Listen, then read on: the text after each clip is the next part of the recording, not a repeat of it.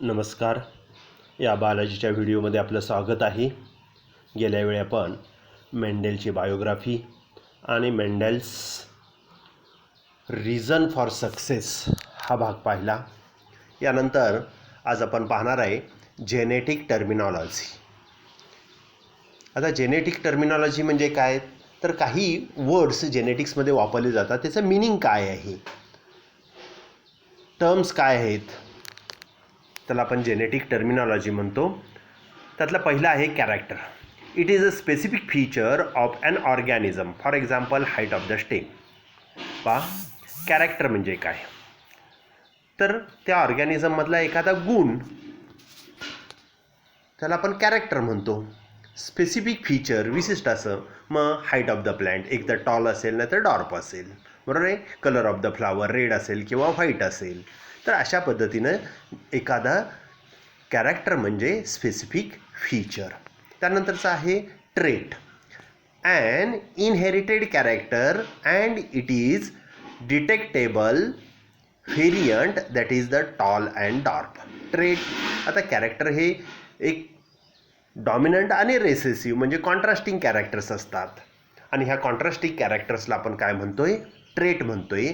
किंवा and inherited character, जे संक्रमित झालेलं जे कॅरेक्टर आहे, अँड इट्स डिटेक्टेबल व्हेरियंट, आणि डिटेक्ट होत आपल्याला स्पष्ट समजतं ते काय आहे.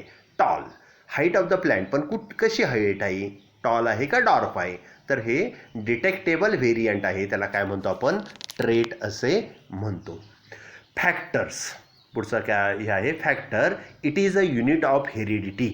अ particle present in the organisms which is responsible for inheritance and expression of a character. काय म्हटलेलं आहे, फॅक्टर म्हणजे काय, युनिट ऑफ हेरिडिटी. हेरिडिटीचं एकक आहे. आपण त्याला कालांतरानंतर आपण त्याला जीन म्हणायला लागलो, डिटर्मिनंट म्हणायला लागलो. आता मल्टिपल असतील तर त्याला अलेल्स म्हणतो, अनेक असतील तर अलेल्स म्हणतो, त्याला फॅक्टर्स म्हणतो. particle present in the organism which is responsible for inheritance and expression of character. म्हणजे एखादा पार्टिकल की क्रोमोसोमवरचा एखादा पार्ट, भाग, की जो काय करतो विशिष्ट कॅरेक्टर संक्रमित करण्यासाठी कारणीभूत ठरतो, त्याला आपण काय म्हणतो, फॅक्टर असे म्हणतो. Factors determines the genetical characters of an organism. Factors काय करतात, जेनेटिक कॅरेक्टर्स आपल्याला काय करतात, ऑर्गॅनिझमचे काय करतात, सांगतात. Factor determines the genetical characters of an organism. Gene, it is a particular segment of DNA which is responsible for the inheritance and expression of that characters. काय आहे जीन म्हणजे काय, तर सेगमेंट, DNA चा तुकडा, काही भाग, की जो काय करतो एक विशिष्ट कॅरेक्टर संक्रमित करण्यासाठी कारणीभूत ठरतो, त्याला आपण काय म्हणतो, जीन म्हणतो. Alleles or allelomorph, the two or more alternative forms of the given gene or factor are called as a allele of the others. काय म्हटलेलं आहे, दोन किंवा दोनपेक्षा जास्त अल्टरनेटिव्ह फॉर्म असतील तर त्याला काय म्हणतो आपण, अलेल्स किंवा अलेलोमॉर्फ असे म्हणतो. जसं हाईट ऑफ द प्लॅन्टच्या बाबतीत टॉल आहे, डॉर्फ आहे, बरोबर आहे. किंवा इतर काही कॅरेक्टर एकापेक्षा अनेक व्हेरिएशन्स असतात त्याच्यामध्ये, म्हणून त्याला काय म्हणतो आपण, अलेल्स म्हणतो. म्हणजे उदाहरणार्थ ब्लड ग्रुप सांगायला लागला तर ए ब्लड ग्रुप आहे, बी ब्लड ग्रुप आहे, ए बी आहे, ओ आहे, हे अलेल्स झाले, अलेलोमॉर्फ झाले. ब्लड ग्रुप हे कॅरेक्टर आहे, पण त्याचे अनेक जीन्स आहेत वेगवेगळ्या पद्धतीचे, त्याला काय म्हणतो आपण, अलेल किंवा allelomorph. Two or more alternative forms of a given gene, दोन किंवा दोनपेक्षा जास्त अल्टरनेटिव्ह फॉर्म्स आहेत, त्याला काय म्हणतो, अलेल्स म्हणतो. Are called as the alleles of each other. They occupy identical loci on the homologous chromosomes. आणि हे जे अलेल्स आहेत, ते जीन्स आहेत, ते काय असतात, एक विशिष्ट ठिकाणी क्रोमोसोमवरती विशिष्ट ठिकाणी पेअर ऑफ क्रोमोसोम, जोड्या असतात, त्याच्या समोरासमोर हे जीन जागा ते काय करतात, ऑक्युपाय करतात. Allele is a short form of a allelomorph. अलेलोमॉर्फचा काय आहे, अलेल हा काय आहे, शॉर्ट फॉर्म आहे. त्यानंतर आता डॉमिनंट आणि रेसेसिव्ह. काय डॉमिनंट आणि recessive? It is an allele that expresses its trait. काय? It is an allele that expresses its trait even in the presence of an alternative allele that is in heterozygous condition only. Alternatively the allele that expresses in F1 is called as a dominant, and the it is an allele of a pair that mask the expression of the other allele in F1 generation. काय म्हटलेलं आहे? Dominant character म्हणजे जेव्हा दोन्ही contrasting characters एकत्र असतात अशा वेळेस हेट्रोझायगोटिक कंडिशन्स असते, अशा वेळेस जे कॅरेक्टर एक्सप्रेस होतं त्याला आपण डॉमिनंट कॅरेक्टर म्हणतो, आणि जे कॅरेक्टर एक्सप्रेस होत नाही त्याला आपण काय म्हणू? रेसेसिव्ह कॅरेक्टर म्हणतो. आता डॉमिनंट आणि रेसेसिव्ह. दुसरं recessive character. This allele is not expressed in the presence of an alternative allele. दुसरा डॉमिनंट जीन असताना त्याचं कॅरेक्टर एक्सप्रेस होतं पण ह्याचं कॅरेक्टर एक्सप्रेस होत नाही, त्याला आपण काय म्हणतो? रेसेसिव्ह फॉर्म असे म्हणतो. It expresses only in the presence of another identical alleles. आणि त्याचं कॅरेक्टर कधी एक्सप्रेस होतं?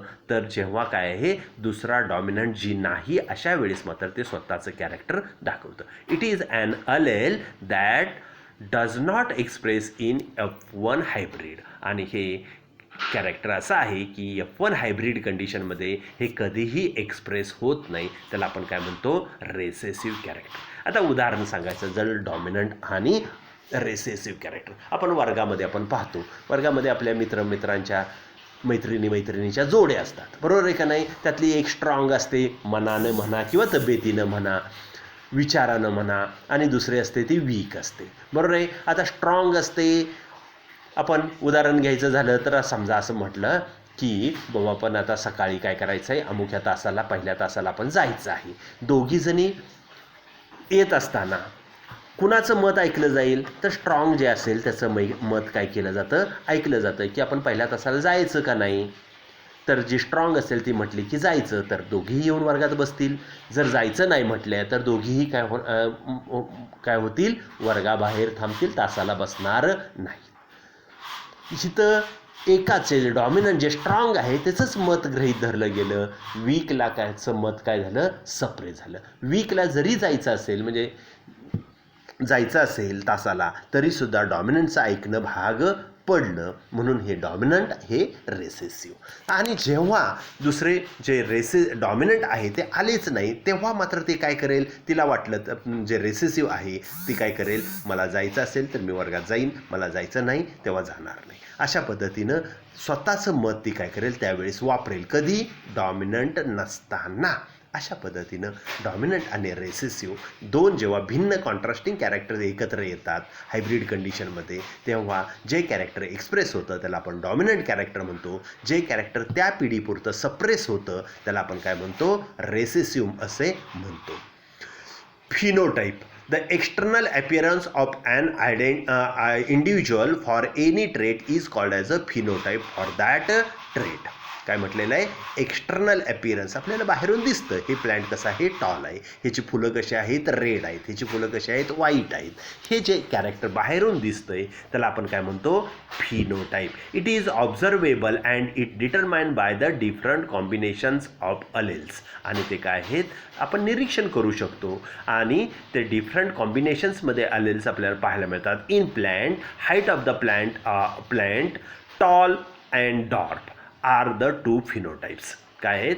टॉल आणि डॉर्फ हे दोन फिनोटाइप झाले. ते दिसतं हे झाड कसं आहे? टॉल आहे, उंच आहे. हे कसं आहे? खुज्ज आहे. हे आपल्याला स्पष्ट असे अनेक प्लॅन्टमधून स्पष्ट दिसतं हे टॉल आहेत, ही डॉर्फ आहेत, बरोबर आहे? खुज्जे आहेत. तर बाहेरून दिसणारे कॅरेक्टर्स आपण डोळ्याने ऑब्झर्व करू शकणारे कॅरेक्टर्स आहेत, त्याला आपण काय म्हणतो? phenotype. Genotype, the genetic constitution or genetic makeup of an organism with respect to a particular trait. विशिष्ट कॅरेक्टरच्या बाबतीत टॉल हे कॅरेक्टर उदाहरण घेतलं तर हे कॅरेक्टर जे आहे आपण दिसतंय बाहेरून पण त्याचं जेनेटिक मेकअप कसं आहे हे मात्र काय आहे? जेनेटिक मेकअप आपल्याला काय आहे माहिती नाही आहे आणि ह्या जेनेटिक मेकअपला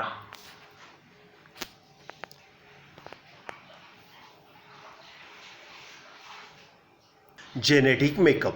आता जेनेटिक मेकअप म्हणजे काय तर जीन्स कोणते आहे टॉल हे कॅरेक्टर आहे आपल्याला दिसतंय बाहेरून पण त्याच्यामध्ये दोन्ही जीन्स डॉमिनंट आहेत का एक जीन डॉमिनंट आणि एक रेसेसिव्ह आहे हे आपल्याला बाहेरून कळत नाही तर त्याचे आपण काय करतो त्याचे कोडवर्ड वापरतो आणि ते लिहितो त्याला आपण काय म्हणतो genotype. Genetic constitution or genetic makeup of an organism with respect to the particular trait is called as a genotype. It is a representation of the genetic constitution of individual with respect to the single character or a set of character. For example, pea plant, tall plant can have genotype capital T or capital T small t, and a dwarf plant has small t. प्रत्येक character कमीत कमी एका जोडीने आपण पाहणार आहे Mendel's law पुढे की किमान एका जोडीने कंट्रोल केलेलं असतं. हाईट ऑफ द प्लॅन्ट हे काय आहे एक तर टॉल असेल किंवा डॉर्फ असेल हे अलेल झाले ट्रेड झाले. आता हे अलेलमधले टॉल प्लॅन्ट आहे कसं आहे तर त्याचा फिनोटाईप बाहेरून एक्सटर्नल दिसतं आहे त्याला आपण फिनोटाईप म्हटलं की हे टॉल आहे जे बुटकी आहे त्याला डॉर्फ म्हटलं बरोबर आहे. आणि या ठिकाणी आपल्याला हे जेनेटिक मेकअप काय आहे तर डॉर्फचं स्मॉल टी आहे टॉलचं कॅपिटल टी किंवा कॅपिटल टी स्मॉल टी आहे कारण दुसऱ्या याच्यामध्ये कॅपिटल टी स्मॉल टीमध्ये कॅपिटल टी टॉलनेस हे कॅरेक्टर काय करतं डॉर्फनेसचं कॅरेक्टर सप्रेस करतं त्यामुळे ते स्मॉल टी असूनसुद्धा हे प्लॅन्ट कसं असतं टॉल असतं. तर अशा पद्धतीनं जेनेटिक मेकअप म्हणजे जेनेटिक मेकअपला आपण काय म्हणतोय जीनोटाईप. त्यानंतर होमोझायगस किंवा त्याला प्युअर म्हणतो. होमो म्हणजे सिमिलर झायगोट कशा आहेत सिमिलर जीनच्या आहेत किंवा प्युअर आहे. An individual possessing the identical alleles for a particular trait is called as a homozygous or pure for that trait. काय म्हटलेलं आहे आयडेंटिकल दोन्ही जर जीन्स कसे असतील सारखे असतील तर त्याला काय म्हणायचं होमोझायगस. आता उदाहरण इथं सांगता येईल होमोझायगस टॉल प्लॅन्टमध्ये कॅपिटल टी ह्याचा जिनोटाईप कसा आहे सेम आहे. डॉर्फमध्ये स्मॉल टी आहे हे होमोझायगस आहे. पण एक कॅपिटल टी दुसरं स्मॉल असेल तर त्याला आपण काय म्हणणार हे हेट्रोझायगस आहे किंवा त्याला हायब्रिड शब्द वापरतात हेट्रोझायगस किंवा हायब्रिड. आता होमोझायगस आणि हेट्रोझायगस हा शब्द जनरली आपण ॲनिमलमध्ये वापरतो आणि प्लॅन्टमध्ये आपण प्युअर आणि हायब्रिड हा शब्द वापरतो. ॲनिमलमध्ये हायब्रिड शब्द वापरत नाही किंवा प्युअर शब्द वापरत नाही. आता heterozygous an individual possessing the contrasting alleles for a particular trait is called as a heterozygous. Heterozygous does not breed true for that trait and produce the two types of the gametes. काय heterozygous काय करतात दोन प्रकारचे गॅमिट्स form करतात.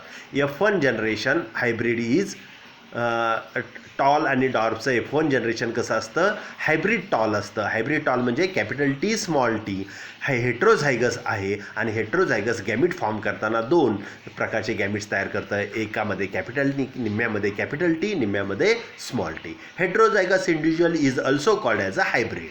हेट्रोझायगसलाच आपण काय करतो hybrid असे म्हणतो. Pure line, an individual or a group of individual which is homozygous or true breed for one or more trait constitutes pure line. काय म्हटलेलं आहे एखादा इंडिव्हिज्युअल आहे पॉप्युलेशनमधला एखादा इंडिव्हिज्युअल आहे आणि एखाद्या कॅरेक्टरच्या बाबतीत काय होतं आहे होमोझायगस कंडिशन तशी एक पिढी दोन पिढ्या अनेक पिढ्यामध्ये जर तो तशा पद्धतीनं ट्रान्समिट होत असेल तर त्याला आपण काय म्हणायचं प्युअर लाईन असे म्हणतो. म्हणजे capital T pure tall plant आहे आणि प्युअर टॉल प्लॅन्टचं पुन्हा ब्रीडिंग केलं सेल्फ पॉलिनेशन केलं तर प्युअर टॉलच होईल. प्युअर टॉलचं पुन्हाही प्युअर टॉल होईल. त्याचे जिनोटाईप कुठल्याही पिढीमध्ये गेला तर कॅपिटल टीच राहतील. म्हणून याला काय म्हणायचं प्युअर लाईन म्हणतो आपण त्याला. An individual or a group of individual which is homozygous or true true breeding म्हणतात त्याला, किंवा होमोझायगस कंडिशन त्याच्यामध्ये असते for one or mower trait, एक किंवा अनेक ट्रेटमध्ये. constitute the pure line. For example, plant which breeds true for a particular character, it is descendant for a single homozygous parent produced after self fertilization. काय म्हटले, जर parent एकच असेल, selfing केलं, self fertilisation झालं, तरच हे कॅरेक्टर काय होईल, तसं पुढच्या पिढीमध्ये जाईल, अन्यथा मिक्सिंग होण्याचे चान्सेस जास्त असतात. म्हणजे सेल्फ पॉलिनेशनमध्ये प्युअर लाईन कॅरेक्टर मेंटेन करण्याची शक्यता जास्त असते. Pure line. त्यानंतरचं डेफिनेशन आहे मोनो हायब्रिड. आता मोनो म्हणजे सिंगल, हायब्रिड म्हणजे हायब्रिड केलेलं आहे, एका वेळी एक कॅरेक्टर घेऊन पहा. It is the heterozygous for one trait and is produced from a cross between two pure parent differing in single pair of contrasting character. काय म्हटलेलं आहे, ही मोनोहायब्रिड म्हणजे काय आहे, तर हेट्रोझायगस कंडिशन आहे, दोन प्युअर लाईन कॅरेक्टर्सपासून तयार झालेली हेट्रोझायगस कंडिशन आहे, त्याला काय म्हटलेलं आहे, मोनोहायब्रिड म्हटलेलं आहे. म्हणजे प्युअर टॉल प्लॅन्ट आणि प्युअर डॉर प्लॅन्ट ह्यांचं जर क्रॉसिंग केलं तर पुढची पिढी काय होते, हायब्रिड टॉल होते. ह्याला काय म्हणायचं, मोनोहायब्रिड म्हणायचं. की इथं एक character tall height of the plant हे कॅरेक्टर, त्याचा एक कॅपिटल टी जी नाही, दुसरा मात्र काय आहे, स्मॉल टी जी नाही. For example, hybrid tall produces in a cross between pure tall and pure dwarf plant. Pure tall आणि प्युअर डॉर प्लॅन्टचं क्रॉसिंग केल्यानंतर हायब्रिड टॉल प्लॅन्ट तयार होतं. It is a heterozygous for a single pair of alleles. आणि हे कसं असतं, एकाच कॅरेक्टरच्या बाबतीत हे कसं आहे, हेट्रोझायगस कंडिशन आहे. हेट्रोझायगस म्हणजे एक कॅपिटल दुसरा स्मॉल आहे. F1 generation. आता F1 जनरेशन म्हणजे काय, it refer to the first filial generation. It consist of an offsprings produced from a parental cross alternatively in first generation from a given mating between the pure parent having the contrasting characters. विरोधी character असणाऱ्या दोन pure पॅरेंटचं crossing करून जे generation मिळतं त्याला आपण काय म्हणतो, F1 जनरेशन असे म्हणतो. F1 जनरेशन असे म्हणतो. म्हणजे या ठिकाणी आपण tall plant, pure tall plant घेतलं, प्युअर डॉर प्लॅन्ट घेतलं, याचं क्रॉसिंग केलं आणि जे प्लॅन्ट मिळेल त्याला काय म्हणणार, F1 हायब्रिड टॉल. अशा पद्धतीनं या ठिकाणी आपण आज काय केले, काही जेनेटिक टर्मिनॉलॉजीज आपण पाहिल्या, काही वर्डचे मिनिंग आपण इथं या ठिकाणी पाहिले. थँक्यू.